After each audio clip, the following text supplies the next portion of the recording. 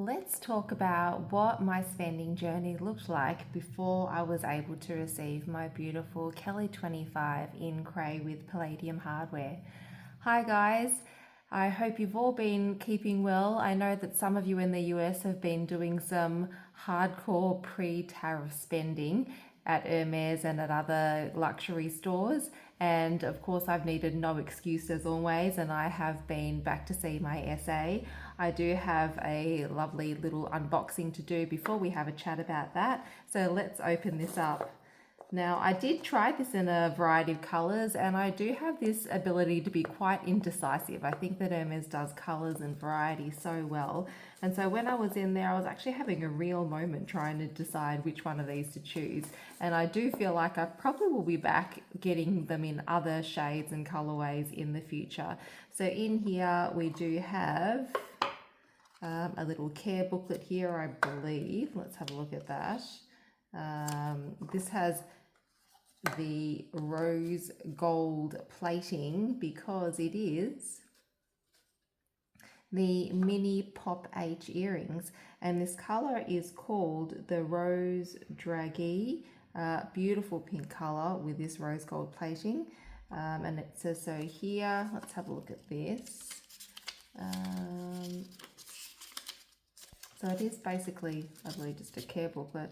So read these instructions carefully. The rose gold plating is a mixture of gold and copper, and it says the color can change slightly with time and weather conditions, so humidity and heat.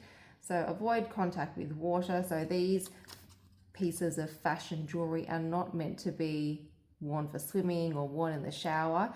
They are the cheaper items that are meant to be just sort of dress jewelry and fun jewelry. And when you're not wearing it, store it away in the pouch or the original box, and then it comes in a bunch of different languages there. So you can see, look at the shade of pink. I mean, it's very hard to say no to this shade of pink, but I did try it in like a pastel blue.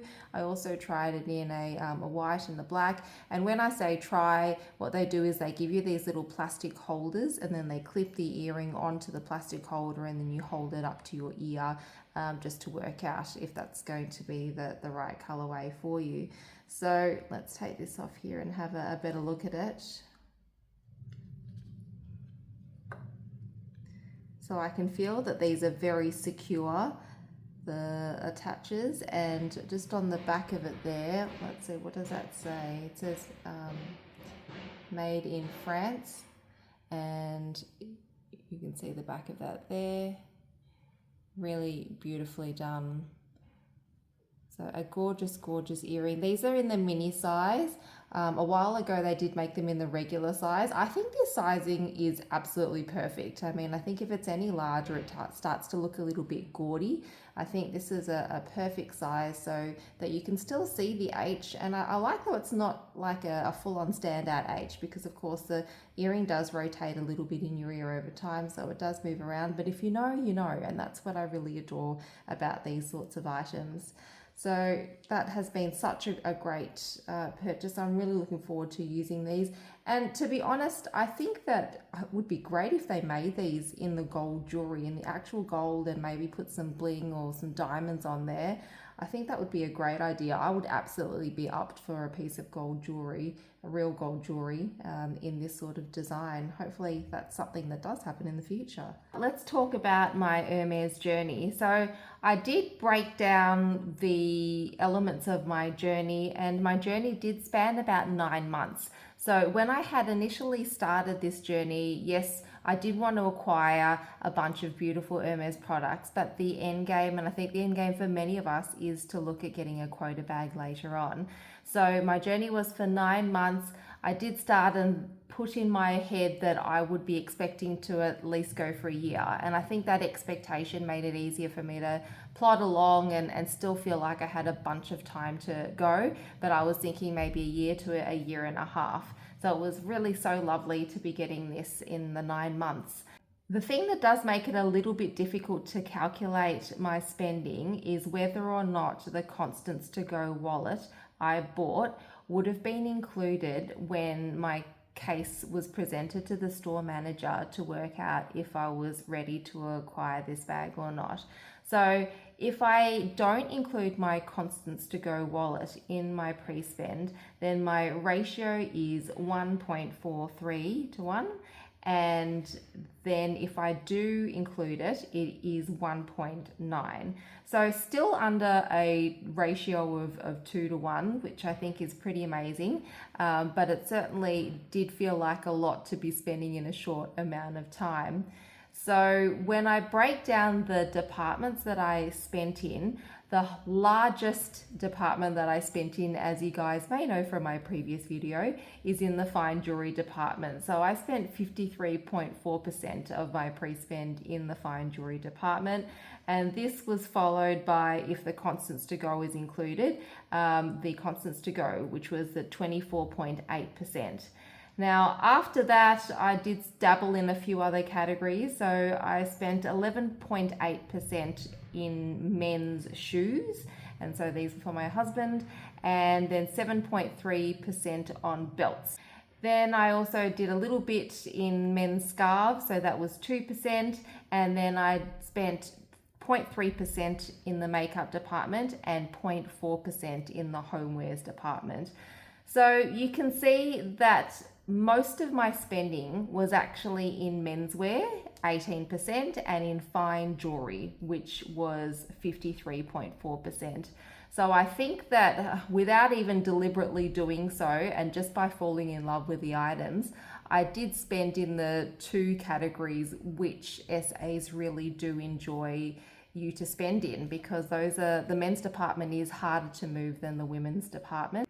The majority of people that are spending in the women's department, because undeniably it is mainly women that are going on this journey. Of course, a lot of fabulous men are too, but it does seem to be that the majority of the clientele is mainly women. Now, there is a lot of talk about the fact that you do need to spend in a variety of departments, and I feel that I have done that in this case. I think what has worked really well in my favor is obviously a very large single fine jewelry purchase. So I feel that if I had spent the amount that I spent in fine jewelry rather than on one piece, but if I had spread that out and bought a bunch of smaller items that tallied up to the same amount as my bracelet, that probably wouldn't have had the same effect as going in on that day and spending it all in one chunk. It is easier for SAs to sell the smaller items, things like the Chandonk rings, the silver jewelry, those sorts of things. They do move a little bit easier. So I feel like if you're buying a bunch of those smaller things to make up your pre-spend, if you can, it probably is better to do those bigger, more substantial spends. It varies from country to country and store to store how important and different departments are. So yes, homewares is a great department to spend from, but I do think that what your SA does value is also how difficult it is to get an item for you. So they often do have a lot of Avalon blankets lying around, a lot of baby stuff and baby gifts and those sorts of things. But if you are trying to get your SA to source a very, very difficult piece of chinaware, and they're trying to really hunt for this item for you, perhaps they're fighting tooth and nail against other SAs to try and reserve this item, or they're trying to transfer it from another store and trade something from their store to get that item for you. I think if they've really had to work hard to get that piece for you, in their minds they might feel like they've done you a huge favor already. And so even though if it is a homewares item, and it is in that category that is highly desirable, it probably doesn't have much worth and weight as if you bought something that was already in store. So it does really help to choose items that are available easily, that are in store easily. Of course, you still do need to love them, but if you're umming and ahhing between an item that you've seen floating around online that's hard to get, but you also love a piece that's in store in your hands right then, if you are in love with both of those items equally, then I would go for the one that's in store at that point in time and make life easier for yourself. You get the item immediately straight away, and also it's more likely to make your journey a little bit smoother. Of course, if you really adore that product, you do have to make sure that you find items that you love. Definitely go for it, and then be prepared to wait in order for your SA to try and get that item for you. So just looking back at the items that I purchased, there was only one item that had to be transferred because of a size to get it from another store. And then my piece of fine jewelry was coming in anyway.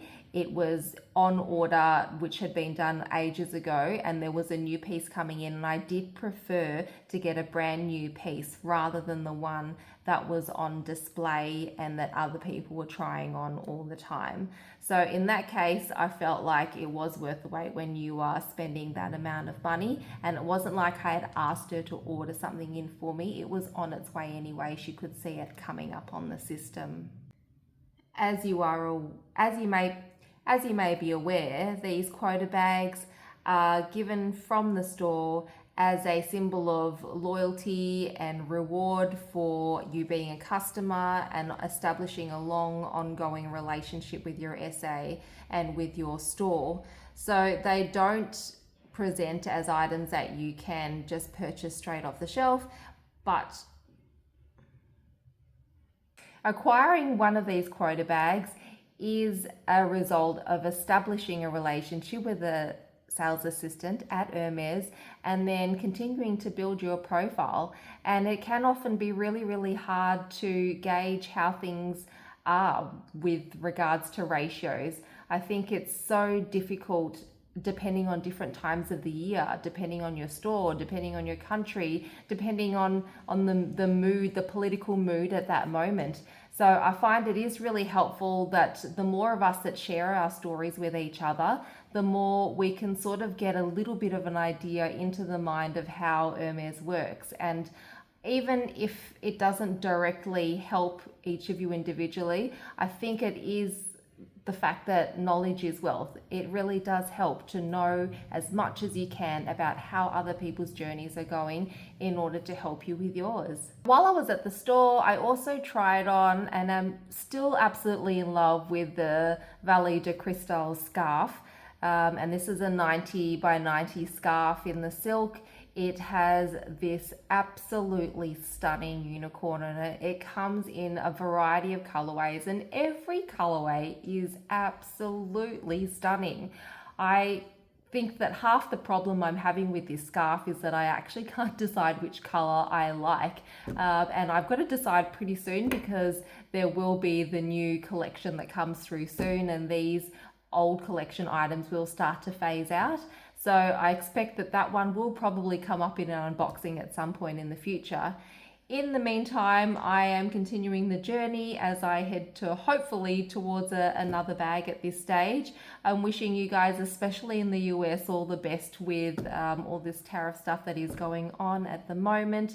I hope that whatever your ratio is, wherever you are in the world, that you are that little bit closer to getting your dream bag very, very soon.